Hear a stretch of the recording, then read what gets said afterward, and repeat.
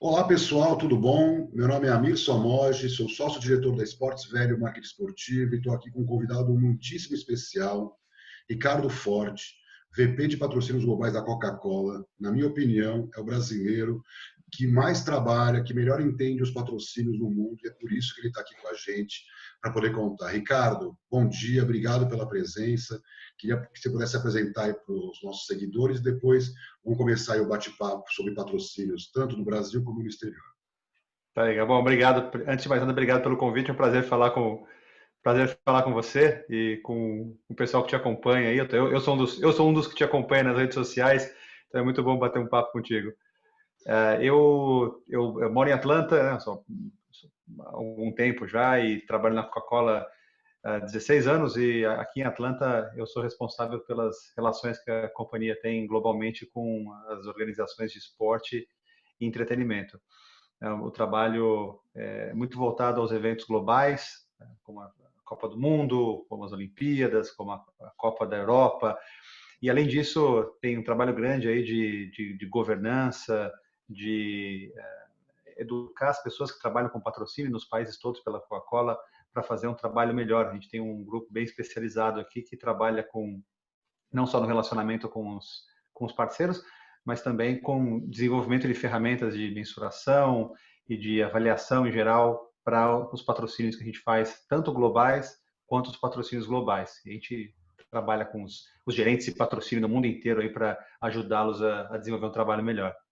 Muito legal, Ricardo. Eu tenho certeza vai ser um papo maravilhoso. Eu sou bastante crítico ao mercado de patrocínio no Brasil, a questão dos pontuais, essa pouca preocupação dos clubes em tratar o patrocinador com o devido respeito. É muito dinheiro que os clubes recebem e dão muito pouco em troca. Né? A gente vai poder bater bastante esse papo. Então, para começar, qual que é a minha ideia?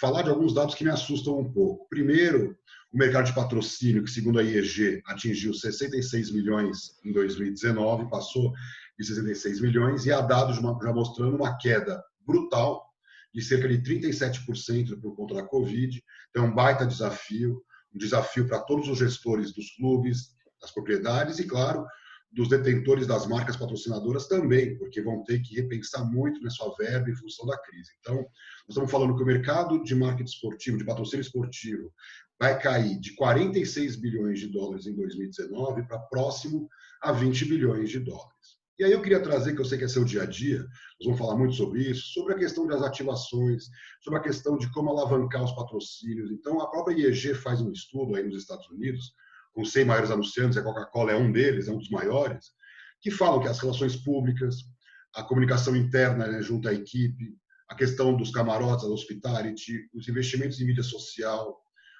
compra de mídia tradicional, promoções, né, online, o sampling em eventos, essas ações business to business trabalhando na cadeia produtiva, né, da marca, propostas, né, de promoção de vendas, o marketing direto. Nós estamos falando aqui de todas as ferramentas que são utilizadas hoje no mercado americano para alavancar os patrocínios. O Ricardo vai poder explicar para a gente o que ele faz no dia a dia, porque aqui no Brasil, normalmente, compra-se espaço na camisa, na placa, no backdrop, e conta-se segundos de televisão, conta-se centímetros de jornal, e aí se calcula quanto que deu de retorno. Isso é um passado, nós estamos falando de modernas técnicas, né, hoje de mensuração, como o Ricardo comentou.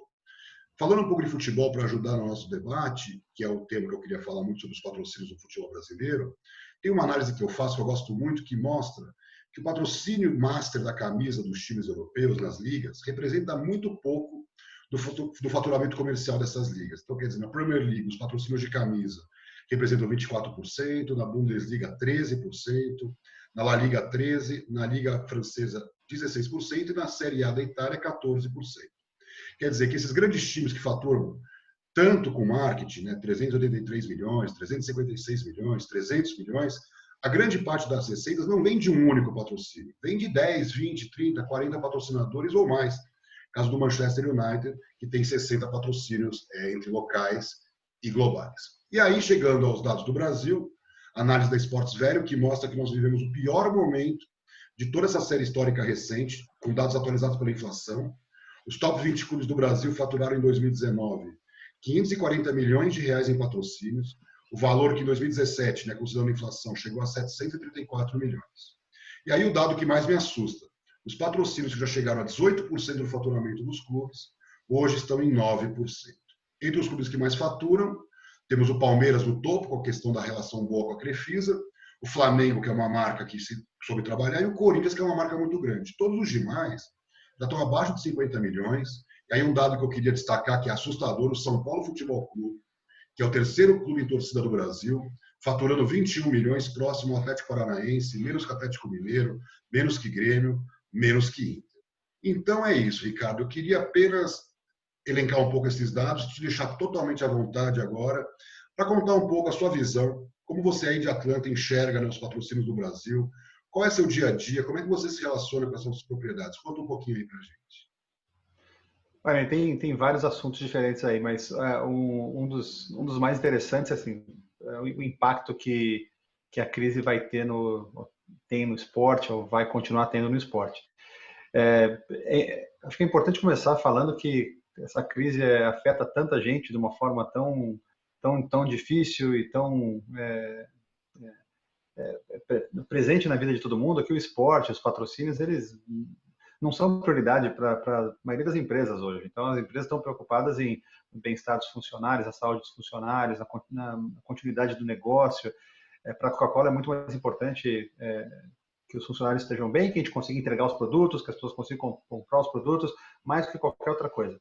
Mas como nosso trabalho, o teu trabalho, o meu trabalho, a gente é dedicado a isso, a gente tem o privilégio aí, o desconto de poder pensar 100% do nosso tempo nessa atividade. No caso do impacto específico da crise para as organizações de esporte, depende muito aonde você está nessa cadeia aí de valor. Os operadores de estádio, por exemplo, eles são impactados muito mais do que empresas patrocinadoras. O negócio da Coca-Cola não é o esporte. A gente usa o esporte para vender bebidas. O nosso negócio é bebidas. Agora, se você é o administrador de um estádio, você tem um problema sério, porque os estádios estão vazios, obviamente. Então, esses números que você apresentou, eles não são distribuídos de forma igual por toda a cadeia, né, ecossistema de esporte. Alguns são mais impactados que outros. Todos são impactados e os investimentos vão cair mesmo, porque há segmentos de negócios, há indústrias que vão ter que sair do negócio de patrocínio, né? A indústria automobilística está sendo muito afetada, isso vai ter um impacto, né? Viagens, aviação, então são investidores pesados no esporte que vão sair. Acho que eles têm uma contribuição desproporcional a essa queda do patrocínio global. Mais especificamente, quando a gente olha para o Brasil, os problemas, eles não são problemas da crise sanitária de Covid que a gente vive hoje, de saúde que a gente vive hoje. São problemas estruturais que foram agravados pela crise, né? Você já comentou sobre isso também, e os problemas que a gente tinha de um certo nível, eles foram elevados a um nível ainda maior. Isso se reflete nos níveis de patrocínio, nos níveis de ativação. Então, a crise, ela vai afetar todos os clubes, vai afetar as ligas todas, já está afetando, né, o faturamento. Tem muitos jogadores que não estão recebendo salário, que estão sem trabalho. Isso é uma coisa muito, muito triste para a indústria toda. Mas isso aí só vai melhorar quando os clubes passarem a prestar atenção em algumas outras coisas que são estruturais. E isso é uma coisa que eles já poderiam ter começado antes, mas ainda podem começar agora e podem se desenvolver para atrair mais patrocinadores. Governança é um fator importante. Outro fator importante são o desenvolvimento de conteúdo proprietário que eles possam oferecer como valor de marketing para os parceiros comerciais. O relacionamento comercial, como você falou, ele é muito baseado em visibilidade, que é uma coisa antiga, né? Os maiores clubes, os clubes mais desenvolvidos, as ligas mais desenvolvidas, todas elas, eles têm um atendimento exclusivo, eles entendem o que cada patrocinador quer e eles tentam desenvolver conteúdo, experiências de marketing que consigam atender as necessidades de cada um desses patrocinadores. Não tem um pacote comum que você vai lá e compra, né, tira da prateleira e paga como uma mercadoria comum. Então, esse é um desenvolvimento todo que a crise vai forçar todo mundo a acelerar o desenvolvimento. você tem eu sou uma pessoa positiva, então eu espero que nos próximos tempos, todo esse desenvolvimento que por várias razões não aconteceu no passado igualmente para os clubes todos, espero que isso aconteça, acelere e todos, a maioria deles, comecem a oferecer esse tipo de valor para os patrocinadores. O pessoal não gosta quando a gente fala de um clube ou de outro, mas o Flamengo fez um trabalho excepcional nos últimos anos. O Flamengo consegue oferecer um valor diferente. Sim, é um time grande, sim, tem uma torcida grande, mas eles inovaram em outras coisas, em comunicação, em relacionamento com os patrocinadores. Eu vejo de longe, eu não tenho nenhum relacionamento comercial com o Flamengo, nunca tive, mas eu admiro muito o trabalho que eles estão fazendo. Palmeiras é outro clube, né? Eu sou suspeito porque eu sou palmeirense, mas eu acompanho profissionalmente o trabalho que foi feito pela administração passada e pela administração atual, e você vê o resultado. Tanto o Flamengo quanto o Palmeiras são bons exemplos a seguir para todo mundo aí. E aí tem uma última coisa que eu acho que vale a pena mencionar, que é algo que segura a maioria das organizações esportivas e principalmente do futebol, que é essa ideia de que, né, o outro clube é um inimigo, né, e não apenas um concorrente, né? O futebol, o esporte americano em geral é muito mais desenvolvido nessa área. Eu tenho, até para me corrigir, não é uma questão de desenvolvimento, é uma questão de como eles veem o esporte, né, como um negócio. O esporte americano, todos os concorrentes, eles entendem que eles estão juntos por um bem comum, que é desenvolver a indústria do esporte, desenvolver a liga que eles fazem parte, e que quando um ganha, todo mundo ganha, e independente do resultado nos campos. Então, acho que isso tudo, eu espero que a crise ajude os administradores do esporte a perceberem e começarem a atuar de uma forma diferente, e aí vão atrair mais patrocinadores, vão atrair mais investimento internacional, vão atrair mais investimentos de televisão. Tudo isso vai ser uma decorrência desse momento difícil que eles estão passando agora.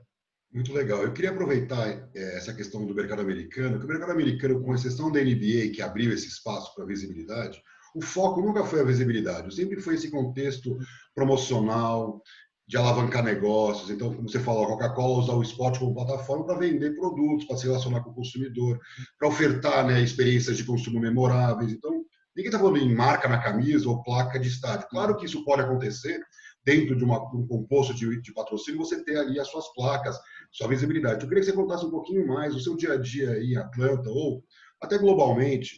A própria Jogos Olímpicos não tem placa de arena, né? E mesmo assim dá retorno para a Coca-Cola. Então, conta um pouquinho para a gente o que é esse patrocínio, essa ciência maravilhosa que é tão maltratada no Brasil e que poderia ser muito mais bem tratada se os gestores dos clubes entendessem melhor isso. Então, conta um pouquinho para a gente, que muitos deles vão ver você falar, e aí eu tenho a esperança de que eles mudem um pouquinho.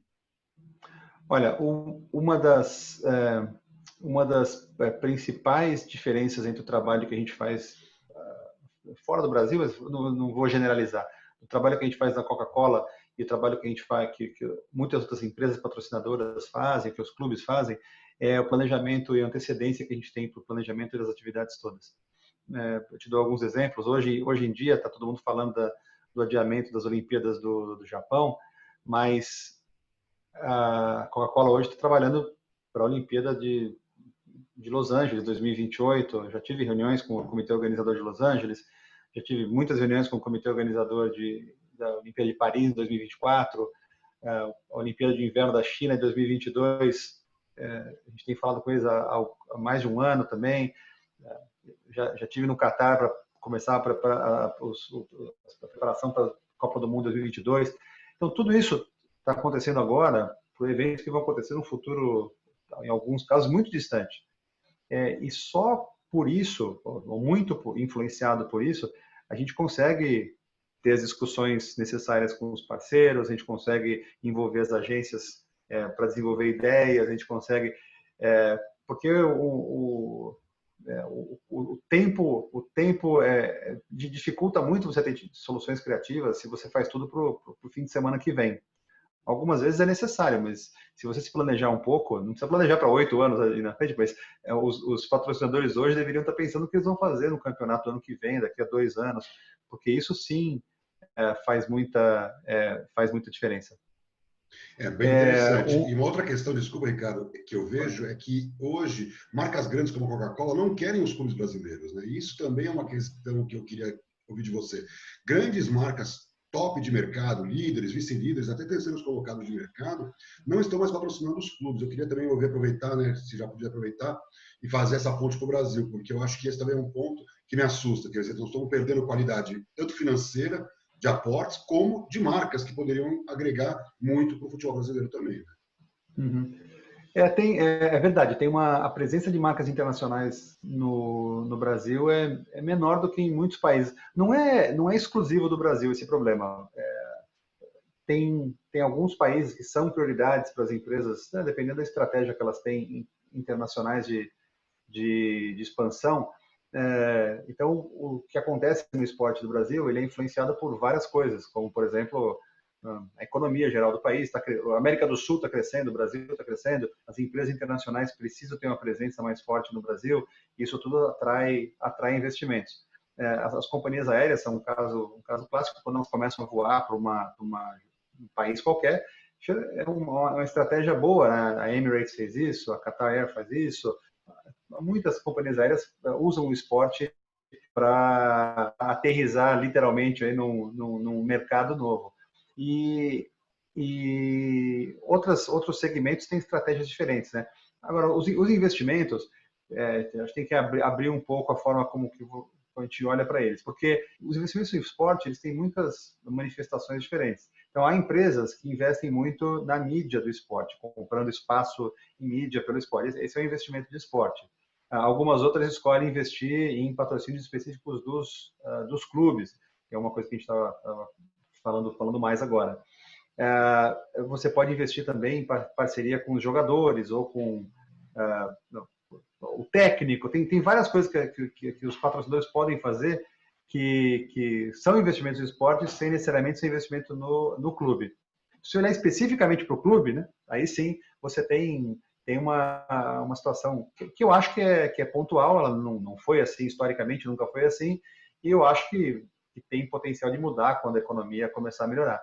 É muito estranho mesmo, porque o Brasil é um país que tem uma paixão quase universal pelo futebol, e tem um campeonato estabelecido, tem clubes fortes, tem marcas fortes, e a presença ainda de marcas internacionais é limitada.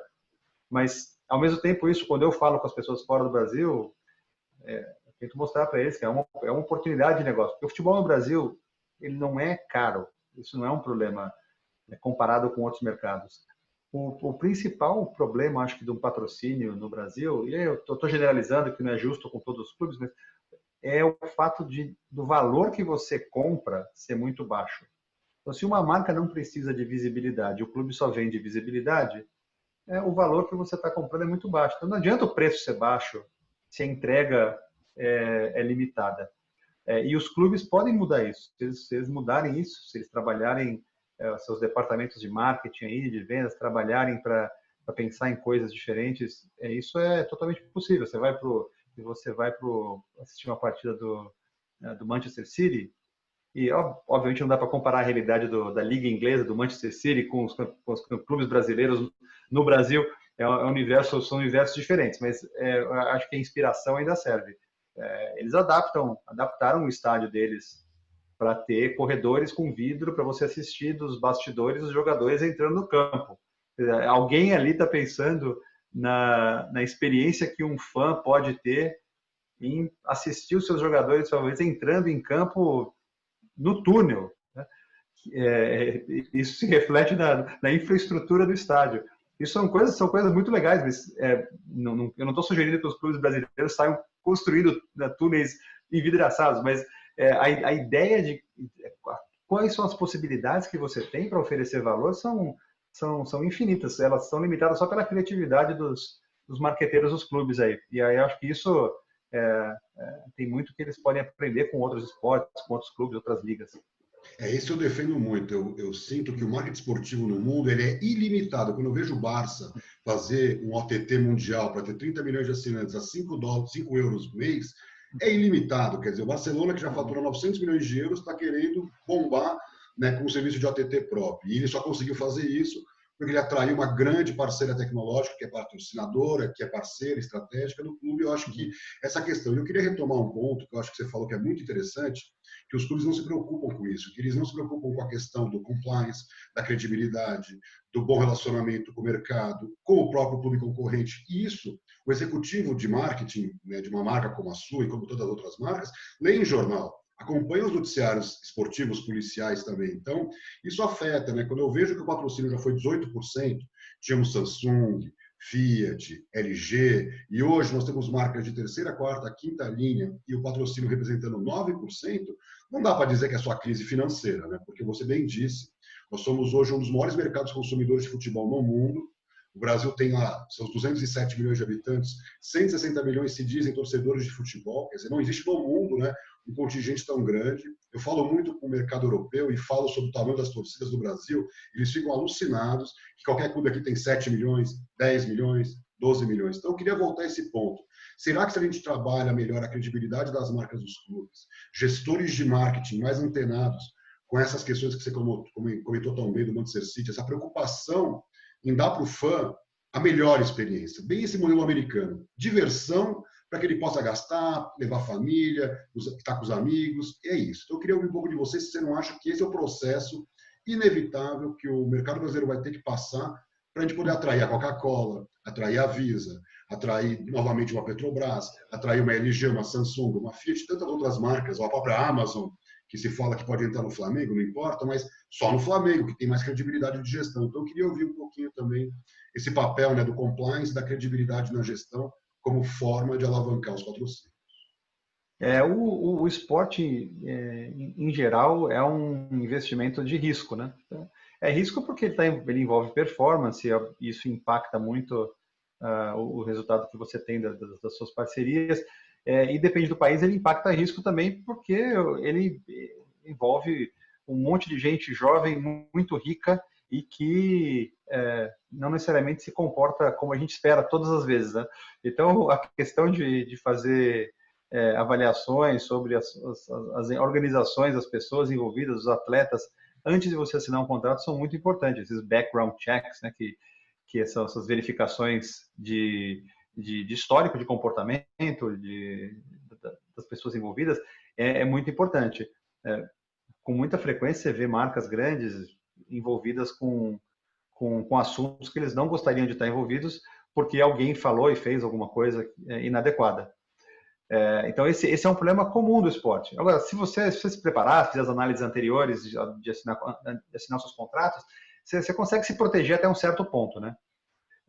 Eu não acho que os clubes têm a real noção de quanto o comportamento deles impacta, a reputação deles impacta o interesse que patrocinadores possam ter. Algumas vezes você vê essas brigas internas de clubes e discussões que são absolutamente irrelevantes fora do contexto do clube, mas se tornam assuntos da imprensa. Isso tudo é uma conversa que não interessa para o patrocinador. A gente quer só histórias boas do clube, a gente quer só... Então tem que ter um gerenciamento de comunicação bom do clube, para que as notícias do clube, obviamente a performance é incontrolável, então isso não afeta muito, mas o comportamento dos dirigentes, o comportamento dos jogadores, tudo isso importa muito. A gente se presta muita atenção no comportamento de todo mundo envolvido com a nossa marca. Então, se um jogador, no nosso caso, de um clube patrocinado, é visto bebendo uma bebida concorrente, esse é o tipo de coisa que gera comentários na imprensa. O clube é patrocinado, isso acontece muito com marcas de carro, né? A marca de carro tal patrocina o clube, o jogador foi visto dirigindo um outro carro. Alguém no clube assinou um contrato com algumas cláusulas dizendo, olha, a gente não assina nada dizendo que só pode beber nossas bebidas, não, mas com os carros isso acontece com alguma frequência pelo tipo de categoria. Mas alguém no clube tem que orientar os jogadores, tem que conversar os jogadores. Isso tudo dá trabalho, não é uma atividade fácil, não. Alguém tem que chegar lá e falar, meu amigo, quando você for sair com a sua família, você tem que usar essa marca de carro que eu te dei, porque esse é o carro do nosso patrocinador, ele está investindo, esperando que você seja visto dirigindo a marca dele. Então isso é uma das coisas. Então, tem muitos detalhes que envolvem a atração do patrocinador, a educação dos jogadores, como os jogadores participam de ações comunitárias, tudo isso ajuda a criar uma imagem positiva do clube, do atleta, do dirigente, e que reflete de forma positiva para as marcas. Então, quando o patrocinador está olhando para esse universo de opções que ele tem, isso tudo faz diferença. Faz diferença. Muita gente se foca bastante, e é um indicador importante, na performance do clube, da marca do clube nas mídias sociais. Isso é super importante. Obviamente, tem uma base de seguidores fiéis, uma base de seguidores grande, uma base de seguidores que interage com frequência com o clube e com as marcas associadas ao clube. Isso tudo importa muito. Mas isso não é o único fator que é observado pelos patrocinadores. Eu tenho feito várias reuniões, tanto com agências como com patrocinadores, eu tenho falado muito sobre a emoção do esporte. E a emoção, às vezes, ela não precisa ser a vitória. A derrota, e você como torcedor do Palmeiras pode lembrar de derrotas que foram mais marcantes para a sua vida do que as vitórias, algumas vezes. Né? Derrotas dolorosas que geraram muito descontentamento naquele momento, mas se um patrocinador consegue entrar no seu coração naquele momento, essa emoção é positiva para a marca, né? Mostrando apoio no momento difícil. E o clube acha que só quer saber de vitória, bônus por performance, vender mais camisa, então eu ganho mais, e se esquece de que futebol é vitória e derrota, o esporte, né, em geral, é vitória e derrota, e que o patrocinador está em todos os momentos, né? E eu acho que essa abertura de comunicação depende muito do clube. Como é que um patrocinador sentado no seu escritório, distante do clube, vai interagir nesse nível, ou com jogadores, ou com o próprio dirigente, ou principalmente com a torcida? Então, eu também acho, né? Eu tenho falado muito, emoção é emoção, só que você tem que trabalhar ela para que, mercadologicamente, ela impacte positivamente na vida do torcedor, na vida do clube, óbvio, na vida do patrocinador. O brasileiro tem uma dificuldade muito grande de entender que o cara bota 30 milhões, 15 milhões, 20 milhões, ele é parte do negócio, né? Ele tem que ser ouvido, ele tem que ser encorajado a participar. Eu acho que é isso que eu vejo muito nas ligas americanas, que as ligas exigem muito dos patrocinadores, mas em troca elas dão muito, né, Ricardo? Para a gente poder finalizar, ouvi de você isso, quer dizer, não é que cobram, a NFL cobra 120 milhões de dólares da Visa, não sei se você chegou a trabalhar nesse período que a Visa era parceira, mas assim, 120 milhões de dólares por ano, que é um absurdo, tem um retorno astronômico. Ser parceiro da NFL te abre muitas oportunidades. Então, conta um pouquinho para a gente poder fechar, o que significa, porque assim, essa história de pagar cotas caras, depende. Se você está entrando no mundo NFL, ou no mundo Barcelona, ou no mundo Premier League, você está pagando, às vezes, até barato pelo que ela oferece. Então, conta um pouquinho para a gente isso, para a gente poder encerrar. Não, eu assinei e renovei contrato com a NFL durante meus anos na Visa. Eles são uma das ligas mais profissionais, do ponto de vista comercial, eles são imbatíveis. E eles realmente conseguem construir valor com coisas que mesmo trabalhando na indústria há muito tempo, quando você vê o que eles fizeram nos últimos 5, 6 anos com o draft, que é o evento onde eles selecionam os atletas universitários que vão para cada um dos times, isso era um evento irrelevante até alguns anos. Eles criaram uma propriedade em volta disso que eles conseguem comercializar, eles conseguem vender, eles conseguem gerar recurso. E mais do que tudo isso, acho que os clubes americanos, as ligas americanas, eles olham os patrocinadores como parceiros que vão ajudá-los a construir a marca deles. É uma responsabilidade coletiva do time, da liga e do patrocinador levar notícias legais, histórias legais para os torcedores, para que o interesse pelo esporte aumente, para que o interesse pelo clube aumente, pelo interesse pela marca patrocinadora aumente. E isso tudo está muito claro, tanto é que eles reconhecem como valor investimentos publicitários, eles reconhecem como valor investimentos em promoções. Então, essas negociações com as organizações americanas, elas são mais complexas, porque elas não são simplesmente isso aqui é o preço, isso aqui é o que você recebe. Elas chegam ao ponto de discutir quais são as atividades que o patrocinador espera fazer, como isso é visto como valor, como isso, em alguns casos, abate o valor do pagamento que deve ser feito. Sempre tem um pagamento, obviamente, mas qual outro tipo de valor que entregue? Então, nesse caso, tem patrocinadores que valem mais a pena que outro, porque na mesma categoria você pode ter duas marcas, uma que tem um marketing excepcional e a outra que não tem um marketing tão bom. Essa primeira deveria pagar menos, né? Porque ela vai agregar mais valor para o patrocínio do que a segunda. E eles entendem isso. Então é muito diferente a conversa, não é só esse aqui é o seu preço, assina um cheque aqui e a gente se vê daqui a um ano. Então isso faz uma diferença muito grande. Muito legal, muito legal. Eu sabia que o papo ia trazer esses insights maravilhosos. Eu agradeço muito. Sem palavras, eu sei, sua agenda é super concorrida. Eu tenho acompanhado suas lives. Você falou uma coisa numa live internacional que eu gostei muito, que a indústria do esporte é muito resiliente, né? Então eu queria deixar essa mensagem final para todos, para também deixar uma mensagem positiva para os gestores dos clubes, para os gestores de patrocínio, de que a crise vai passar e que, em teoria, pelo menos a gente espera, que a indústria do esporte saia mais rápido por N fatores. Eu estou vendo, por exemplo, essa demanda reprimida por esporte. Então, conta um pouquinho aí para a gente finalizar essa sua visão, que eu achei muito interessante, de como a indústria do esporte é mais resiliente que outras indústrias que a gente tem por aí.